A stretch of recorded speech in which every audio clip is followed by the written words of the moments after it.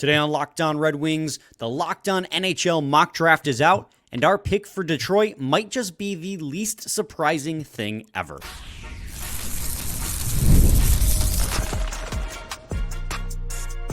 You're Locked On Red Wings, your daily podcast on the Detroit Red Wings. Part of the Locked On Podcast Network, your team every day. That's a heck of a sell. Right, Scotty? That we might have the least surprising pick for anyone ever. Welcome back to the Locked On Red Wings podcast. We are your hosts, Brian Fisher and Scotty Bentley. I am a former producer for 97.1 The Ticket, where Scotty is the host over at Locked On Tigers, as well as a freelance journalist with the Detroit News. And today's episode is brought to you by Game Time. Download the Game Time app, create an account, and use code LOCKEDONNHL for $20 off your first purchase. Terms and conditions apply. And I want to thank you guys for making Locked On Red Wings your first listen every day. We are free and available wherever you get your podcasts and on YouTube. Part of the Locked On Podcast Network, your team every day. So, Scotty, as I teased in the cold open, the Locked On NHL mock draft is finished. It is, well, I don't know if it's been out on the Locked On NHL channels, but it was given to us to share with the people, and we're going to do that on today's episode. And this mock draft is done by the hosts of each respective team, so it's done in order as if we were the general managers in the draft. We do this every single year, and I was very happy with the results that we got for the Detroit Red Wings. A lot of the people that we wanted were on the board come time for us to pick at 15. And I'm just trying to fill time here as I get our background up and change. There we go. Now the right background's up there. Smooth, right? So I'm going to throw this up here, Scotty, and I want to hear your first blush reaction, your instant reaction to this mock draft. Is it chalk? Is there anything that stands out as like a shocker? You know, just like I said, give me your instant reaction right now. There we go. Technical difficulties today. I'm waiting for it.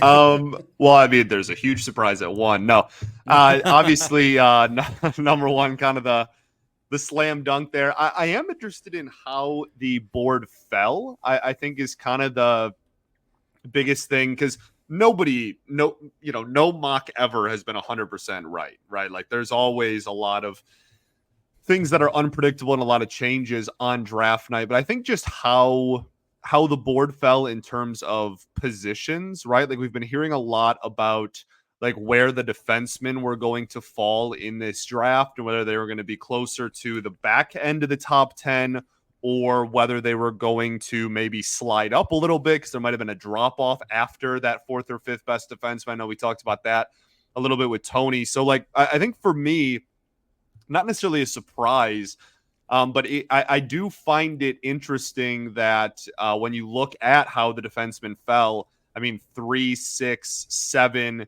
8, 11, right? Like that's pretty plentiful, I guess I'll say. And I think that that's probably something that we could see on draft night as well. Yeah, I mean, when we had that conversation the other day with Scott Wheeler, you know, he talked about Carter Yakimchuk, who is going in our mock draft, not ours, but the Locked On NHL mock draft, to the Sabres at 11, as in that grouping of defensemen. When I say the worst, I don't mean he's bad. Obviously, he's a top 20 pick in the NHL, projected. He's the lowest ranked of them.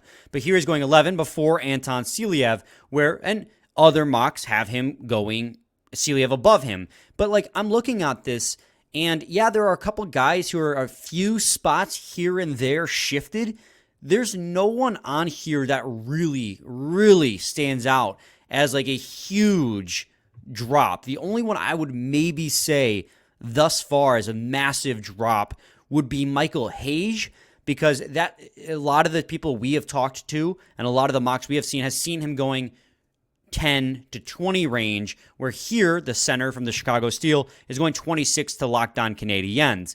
But my initial reaction is, yeah, this is pretty close to chalk.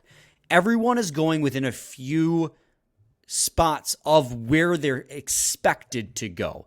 Like, sure, Beckett Seneca at 14 to the Sharks is a little lower than he was projected, but not infeasibly lower. Cole Yzerman at 10. You say last year, if you said last year Cole Yzerman was going to drop to 10 to the New Jersey Devils, I think most people would think you were probably insane because he was a top 5 candidate going into this season. But after the season he has had, and after what a lot of the scouts are saying about him now, it does actually feel a little bit of a reach for him to go at 10. But again, I could see it. I could see Cole Yzerman at 10 just simply because of the fact that he has such a high ceiling, and a team like the Devils already have so many pieces that they're despite missing the playoffs last year, their cup window is open. They're all right with taking a swing at a guy with a huge upside, but big question marks regarding his work ethic, right? So, like, while I think I thought he was going to be available for the Red Wings at 15 as this mock draft was going on. It's not crazy to think that he could go at 10. I could completely see that. So I'm just looking at this, and while it's not chalk, no mock draft is going to agree with each other. I think it's a pretty good one. Celebrini at 1, Demidov at 2, Levshunov at 3, Lindstrom at 4, Tijagina at 5. I know a lot of Calgary Flames fans wanted him to fall to 9 so that they could get the son of Jarome Iginla. Zane Pareka at 6, Sam Dickinson at 7, Zeev Buim, who's somebody I would pray to the Lord that he falls to 15, but it's not going to happen. He's not falling out of the top 10, just so we could have Shai and Zeev in the system. Berkeley Canton at 9, Cole Yzerman at 10, they're on, and so forth. It's a pretty chalk mock draft, plus or minus 2-3 spots for some of these guys. Yeah, I'm glad that you brought up Yzerman because I think that is one of the more intriguing conversations here. I know that Yzerman's a guy that a lot of the Red Wings fan base likes. I don't know if that's just like last name based or what, but I know that a lot of people have been talking about him. And to your point, it's a guy that's found himself really rising up as the draft gets closer, right? There's always a few of those guys who see their stock get higher and higher as the draft gets closer and closer. And he is obviously one of those guys. I think Yakimchuk, too, going at 11. He's somebody that we previewed, last week, maybe 2 weeks ago Wheeler, now. Yeah. And him, when we talked about it on that episode, like, we didn't really expect him to be there at 15, but seeing him almost be a borderline top 10 and really not even be close to being available for the Wings at 15, I thought was interesting, too. Yeah, I mean, at first blush, like I said, it's nothing jumps out to me as, wow, that is a slap to the face of that player. It's also such a weird draft. Like, there's a pretty clear 1, and then like probably a 2. Pretty solid 2. I think Demidov's going to go 2. Yeah, I agree. And then after that, it's a lot of players that are relatively interchangeable. Yeah. We're going to head to a quick break. When we return, we'll talk about who we took at 15. If you're watching on YouTube, you can see we took Michael Brandseg. Sorry, the S and the D, I kept getting it switched. Michael Brandseg Newgard, as it's pronounced, apparently, according to Tony Ferrari.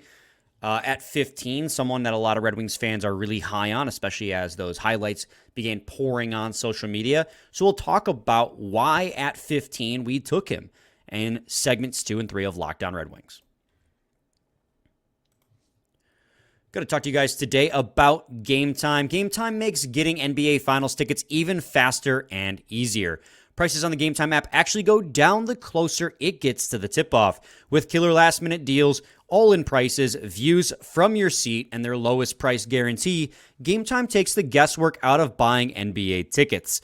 Their last-minute deals save you up to 60% off buying last minute for sports, concerts, comedy, theater, and so much more. And flash deals allow you to save more with exclusive in-app deals on select seats ahead of the game or the event. And that all-in pricing allows you to toggle that feature, then show you the total up front with no surprise fees at checkout. And that lowest price guarantee means that Game Time will credit you 110% of the difference if you see the same seat somewhere else for less. So take the guesswork out of buying NBA Finals tickets with Game Time. Download the Game Time app, create an account, and use code LOCKEDONNHL for $20 off your first purchase. Terms apply. Again, create an account and redeem code LOCKEDONNHL for $20 off your first purchase. Download Game Time today. Last-minute tickets, lowest price guaranteed. Segment 2, Locked On Red Wings podcast. Scotty, when it came time for us to pick our player at 15, you know, we haven't done all of our mock draft or all of our draft profiles yet. There's still more to come as we get closer to the draft. We've become a lot more knowledgeable of a handful of these players, 4, 5, 6 players that are likely to be in the bubble of 15, you know, give or take. Like Beckett Seneca, Max Bultman said he thought would go at, 9, 10, 11. Well, he was here at 14 just before the Red Wings. So we had a list of guys in our head that we thought would be good fits for the Detroit Red Wings. And thankfully, come 15, number 1 on our draft board, our personal draft board, the two of us, was still available.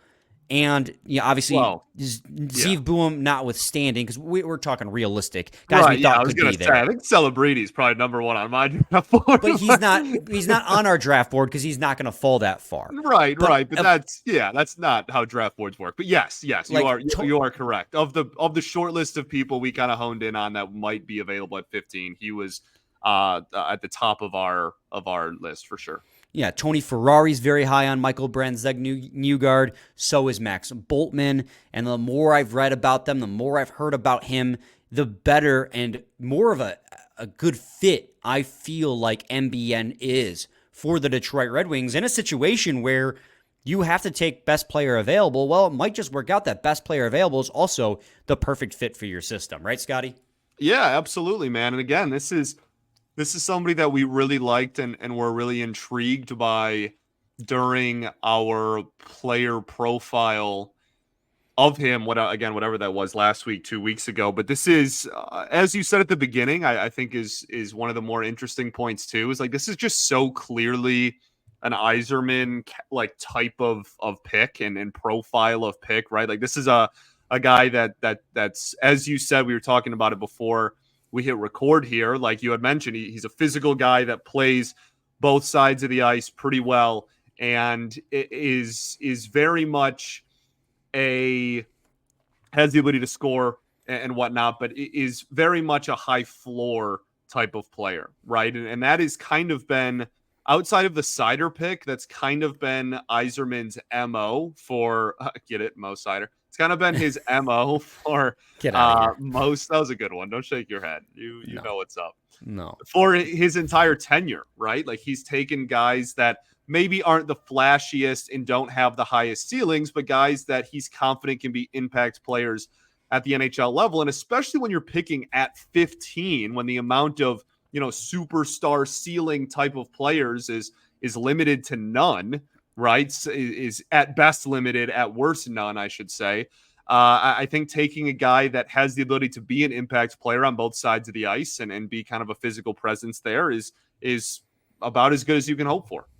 Yeah, I mean, just as a refresher for those who are listening and didn't hear our episode breaking down Michael Brandtzeg-Newgard with Tony Ferrari 2 weeks ago, he's an 18-year-old winger. He's 6'1". He's supposedly 198 pounds. These measurements were taken at the start of the season, so they could have since changed. He's a right shot, and the thing you go from breakdown, profile to profile to profile, and they highlight different things about what makes him such a lethal player. And number one is he's got it, like you said, Scotty. You listed it all. He's a 200-foot player. He plays both sides of the ice. He is an aggressive forechecker, something the Red Wings really don't have a whole heck of a lot of.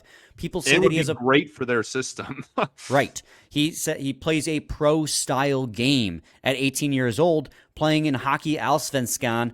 The Mora IK team is the team that he's on. He had 18 points in 41 games, which might not jump off the page at you, but it's not as if that skill isn't there. He's just 18 years old. He's got an impeccable shot. The scoring will develop as he grows more into his body. And remember, because Hockey Allsvenskan is a professional league. And he's going to be playing next year in the SHL. So he's taking another step forward in his development as well. So we'll see if that production can take a step forward as well. He played with Norway in the World Championships because he's Norwegian, and he had 5 points in 7 games, really burst onto the scene then. Had 5 points in 5 games in the World Junior Championships, U20 team. So like in international play, he's had even bigger of an impact than he did in his Swedish hockey league that he's currently playing in.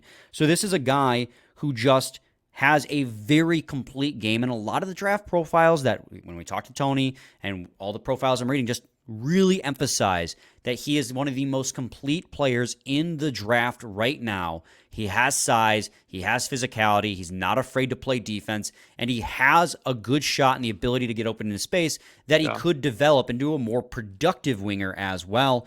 And it was Sam Stockton's Hockey News article breaking down MBN where he says that he's like Michael, I'm paraphrasing here, but he's like Michael Rasmussen plus, right? He's got that. And I know a lot of people have soured on Michael Rasmussen because he was taken 9th overall, and admittedly that was a reach by Ken Holland back in 2017 to take Rasmussen there. But then at 15, that's no longer a reach. And if he has supposedly a more offensive upside skill-wise, so you're getting Michael Rasmussen with the physicality, the ability to go to the corner and win the puck battles, who will play a 200-foot game, but can also then develop a scoring touch as well, then that's perfect for what this team needs. Where the only downside I feel like when I read about Michael Brandsegg-Nygård is that he's not necessarily the highest ceiling in the world, right? But that's also why he's a perfect fit for what the Red Wings are trying to do, right? We've talked about this, Scotty, too. The Steve Yzerman, and you mentioned it just a few minutes ago, Steve Yzerman goes for guys who are bottom line going to be NHL players, right? Projected to be NHL guys. Marco Kasper, Nate Danielson, at their floor are middle 6 forwards. It's the ceilings that are a little bit lower. He doesn't swing for the fences for guys like Cole Yzerman. But Michael Brandsegg-Nygård is like that. You don't know how much he has to grow, but you know as he is right now, he's projected to play in the NHL and be an effective middle 6 winger more likely than not.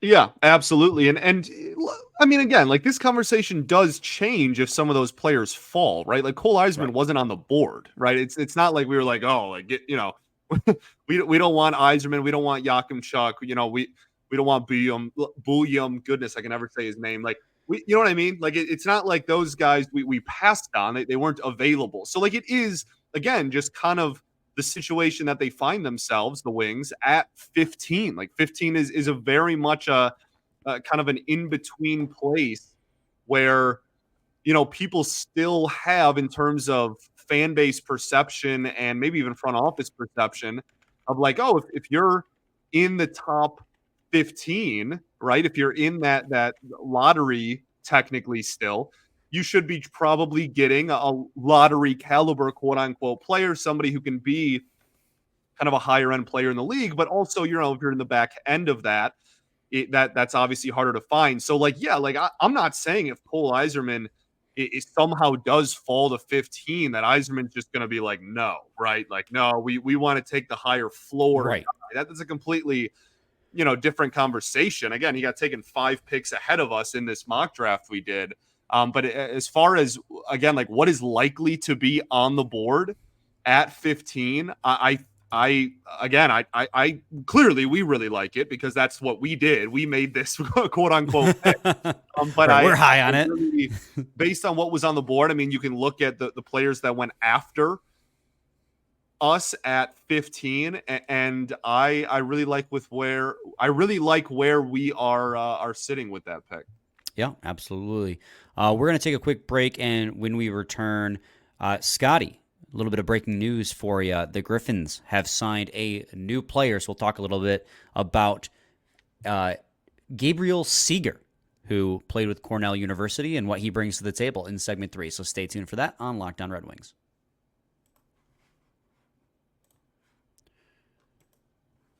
A lot of life is unpredictable, but a good life insurance plan gives you your family a financial safety net to protect against some of its unknowns. Policygenius is the country's leading online insurance marketplace. It makes choosing the right policy for your family quick and easy. With Policygenius, you can find life insurance policies that start at just $292 per year for $1 million of coverage. Some options are 100% online and let you avoid unnecessary medical exams. Policygenius helps you easily compare your options from America's top insurers in just a few clicks. Their award-winning agents can even walk you through the process step by step.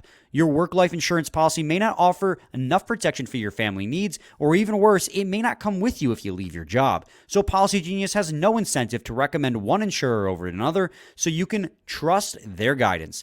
They have thousands of 5-star reviews on Google and Trustpilot from customers who found the best fits for their needs. Get peace of mind by finding the right life insurance policy with Policygenius. Head to policygenius.com or click the link in the description to get your life insurance quotes and see how much you could save. That's policygenius.com.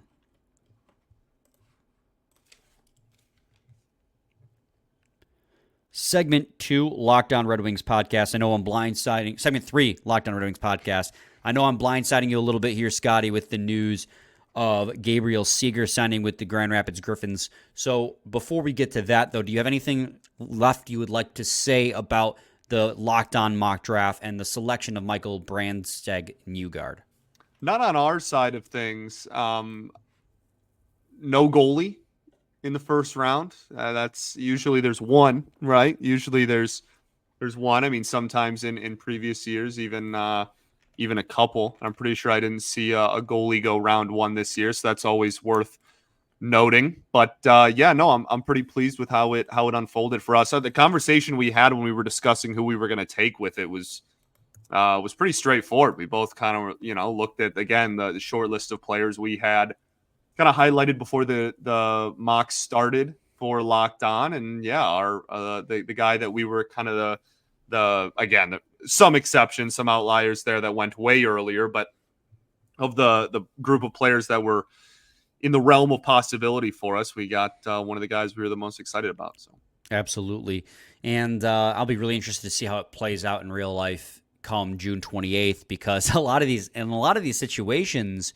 it will fall very differently. We've seen that, honestly, what the Shane Wright year, right, where Shane Wright was supposed to go number 1, Juraj Slafkovsky go number 2, and then on draft morning, Bob McKenzie is like, hey, Juraj is going to go number 1. Don't be surprised when that happens. And then Shane Wright fell to 4. Right. So in real life, the big boards are far different than anything that we have or expect. Let's talk a little bit here real briefly, because we don't know a lot about this player either. I'm basically going to read the Elite Prospects page for you people. Just full transparency. The Red Wings, or the Grand Rapids Griffins, rather, today signed center/left wing Gabriel Seger to a 1-year deal. He is 6'4", 209 pounds, big boy, 24 years old, and just finished his career with Cornell University, where he was an alternate captain. He had 44 points in 35 games played with Cornell, 14 goals, 30 assists. Pretty solid production with a very good Cornell hockey team. Now, the question that comes to mind when I see an acquisition like this, Scotty, is it's the same question I had back when they signed Richlovsky just last week or the week prior, whatever it was. Then all these days blend together in the middle of June. Is this another sign that the Red Wings are preparing to promote some of their young players to the NHL club? Maybe. What a cop-out answer. I mean, come on, man. I guess in principle, yes. They're putting themselves in a position where they have the flexibility to. I don't think this guarantees anything. I don't think that them signing players to the Griffins is we can guarantee 4 of these guys are definitely going to be on the Wings this fall. But I do think that it gives them the flexibility to. It gives them the depth to be able to do whatever they want. And if somebody does earn said promotion in the fall, then they can obviously do that and not be completely blindsided by a complete because I think that might have been something last year, this past season, that they had to deal with. I mean, we talked about how fewer NHL debuts happened this season than we were expecting. And I think part of that might have just been a development plan that they probably have in place and whatnot for all these guys on an individual basis. And I'm sure that at the end of the day, the highest priority is them being where the front office thinks they deserve to and should be for development. But also, you just like can't call up half the team at once, right? Like, I know that that's fun to do in like Chell, but like you can't just do that. That's not like actually how this works. You have to find, everything that moves around. You have to find holes on those roster spots. So I think that at a minimum, they're giving themselves the flexibility to where in camp or in preseason, if guys are playing well enough to deserve a spot, they're not going to be completely like, oh, we can't afford to do that or whatever because we have to keep them down. They're in a position where they can do that. No, this is a situation where you're right. Both are true kind of thing, right? And when I asked Scott Wheeler this, he's like, it's not. I asked him if I was putting my tinfoil hat on, and this was a conspiracy theory because I was just hoping that some youth would come up. And he's like, I don't think it's a conspiracy theory, but it's also a situation where they also have to fill a roster out because even without the promotions that I want, the Carter Mazers, maybe the Marco Caspers, definitely the Edvinson, the Berggren, not definitely, but more than likely those guys, right? You have other guys whose contracts are going to be up. Your Josiah Didier, who's your captain, his contract, he's going to need a new contract. You have Radim Simek, who you acquired at the trade deadline. Your Joel Lesperances. They have 11 skaters on their roster, not even counting goalies, but 11 skaters on their roster whose contracts expired at the end of this season. And so they're going to need to fill out a roster. So I think it's both they may be trying to fill out a roster so if they do have a bunch of internal promotions, they're not screwed. But at the same time, they're also just trying to fill out a roster so they can play the game of hockey. You know what I mean? Like both can be true. So in essence, even though I asked the question, I gave you crap for it. I think you are realistically the most correct. It's just not the most fun answer. You're right. You're saying I'm right for saying you're right. Correct. Yeah, I'm glad we were on the same. I'm glad for agreeing with your take. My take of agreeing with your take is a great take. I'm glad. We're the best takes we've had in a while. All right. Yeah. So just back to Gabriel Seger again. He's a big guy. I don't know much about him. I didn't see a lot of Cornell games, so I'm not going to come on here and pretend that I know everything about this guy. But Gabriel Seger is actually from Sweden to begin with. Lars Thorsell on Twitter. Big, he lives in Sweden. He hosts his own podcast, the Swedish Wingers podcast. He says that he teached this player at one point. So it's just a nice little full circle moment for Red Wings Twitter as well. But I just hope that this guy can come in and, have some production and maybe re-up his contract and, continue to have a professional career at 24 years old. So I don't expect him to play on the Red Wings like I don't expect Richlovsky to play on the Red Wings. Yeah. But it's still cool to see. For sure. Absolutely. Anyway, Scotty, you got any final thoughts? I don't think so, man. We ball. We do ball. We'll be back with a new episode tomorrow. Same time, same place. Your team, every day.